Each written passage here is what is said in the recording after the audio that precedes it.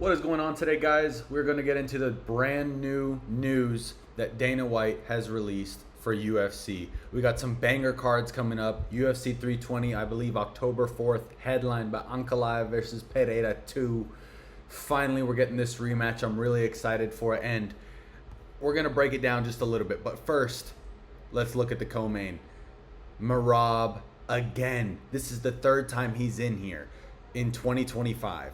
January against Umar, June against Sean O'Malley.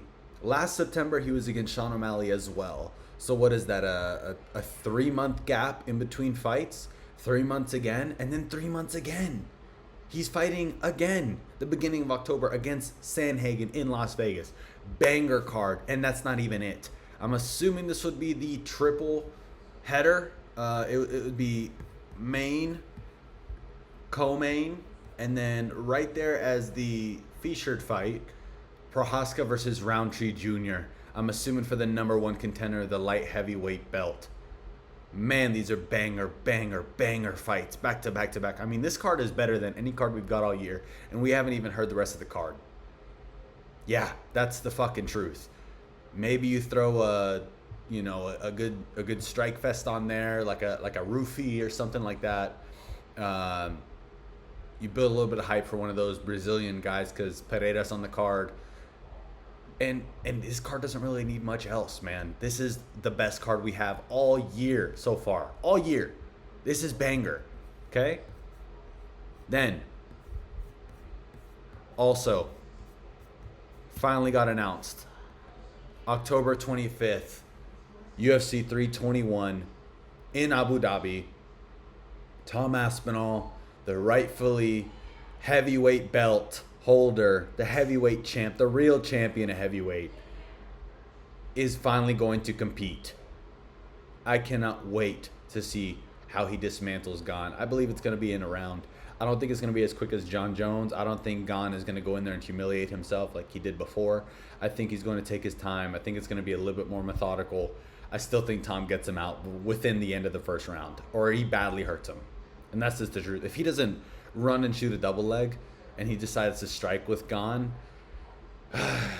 there's a way to beat Gane, and that's with the ground game. This guy has no ground game. It's the fucking truth. He's terrible on the ground. First round, Tom Aspinall's going to be able to finish him. We're finally getting some good bangers, for the upcoming couple months. I mean, I'm excited, man. We've had probably the biggest slump in UFC history of just awful cards that were just halfway decent, that we're all just fans. We're trying to convince ourselves that these cards are good, and they're just not. They're not that good, man. We had some really good cards last year, and this year is just not the same type of level or even caliber as last year. It's just not. It's the fucking truth. There's good fights, but it's not great cards. Last year we had the Miami card, Sean O'Malley, Chito Vera, Dustin Poirier, Benoit Saint-Denis. That card was banger after banger after banger after banger. Great card. Then we had UFC 300. Then we had Pereira step on short notice. We had some really good cards last year. We had the Abu Dhabi card that was crazy at the end of the year too. We finally had some good cards last year. Anyone else think Tom Aspinall looks a bit fat in this fucking post? I don't know why they chose like the fattest picture they have of him. He looks massive. Low key, Gane kind of mogs Aspinall in this photo right now. I don't know why they chose this one because he looks a bit chubby around the waist, but hey, it is what it is, bro. I'm not a fucking fighter. I cannot wait for these fights, man. Just bangers. Now let's get into an early breakdown. You know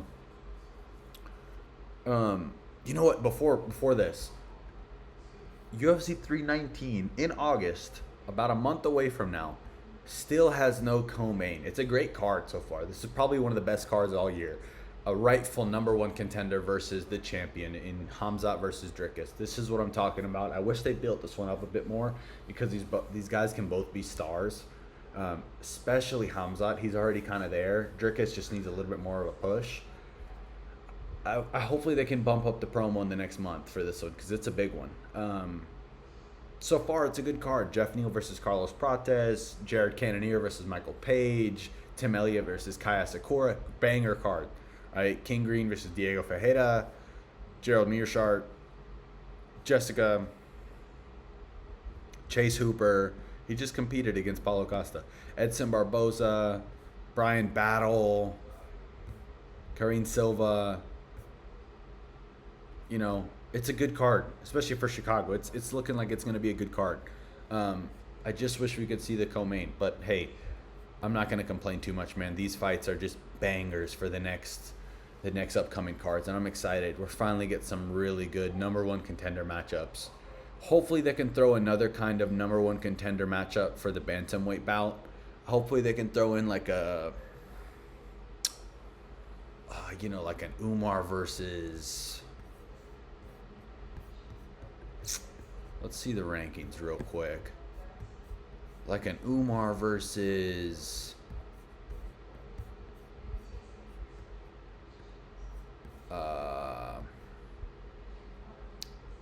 Umar versus like a Song. Umar versus maybe even Sean O'Malley if he's ready. I don't know if he's ready. I could even see like Mario Bautista versus Umar. You know, if Mario's ready to go in there, why not give him a shot? I could see that angle. Everyone hates Mario Bautista for what he did to Jose Aldo versus Umar, who's coming off of a very close fight against, the one and only, the GOAT of bantamweight, Merab Dvalishvili. Look at that fucking gremlin face, man. Jesus Christ. I don't think Sandhagen beats him. I don't think Sandhagen can compete with Merab in those last couple rounds. We saw him kind of fade against Umar in round 4 and 5, especially in the grappling department.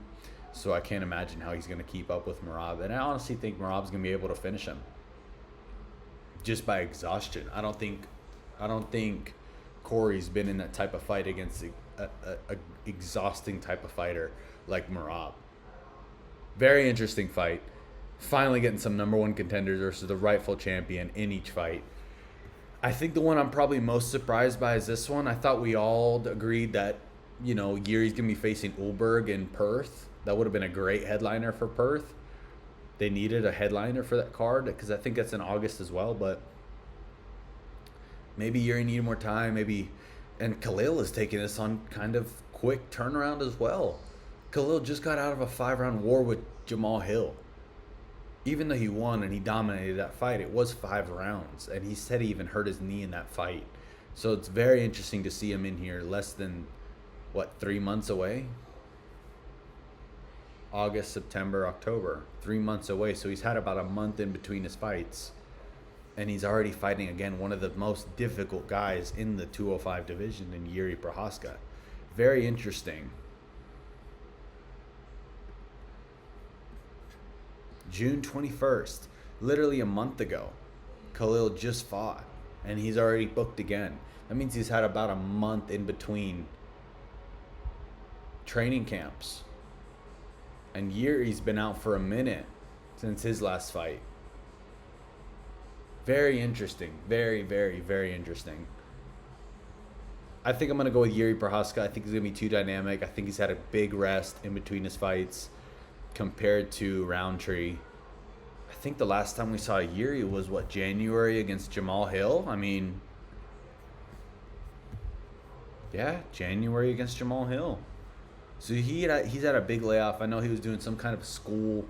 So I'm excited to see how he comes out. Probably ready to go, ready to fire. And I think he gets the KO over Khalil Rountree. Yeah, I think he beats Khalil in dominant fashion.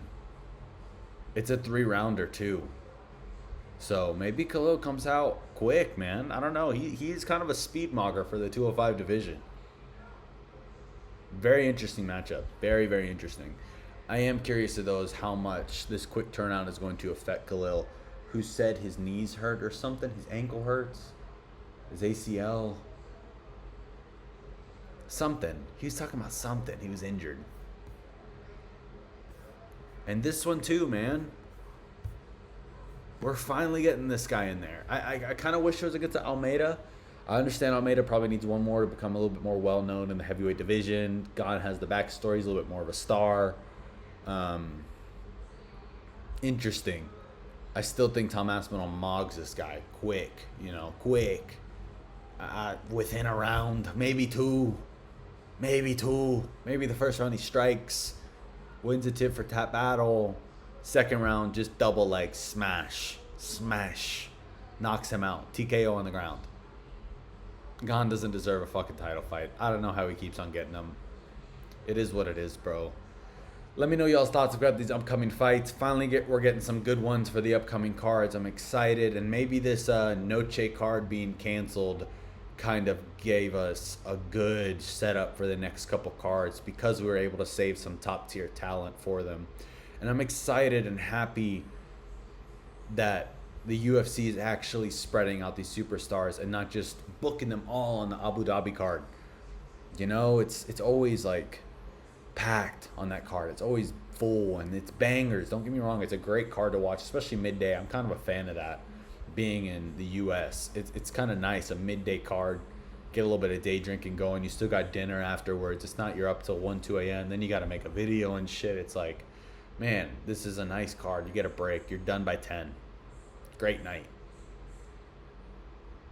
You know what, this does kind of open up that November slot, which is interesting because Islam and JDM they've been mouthy back and forth. I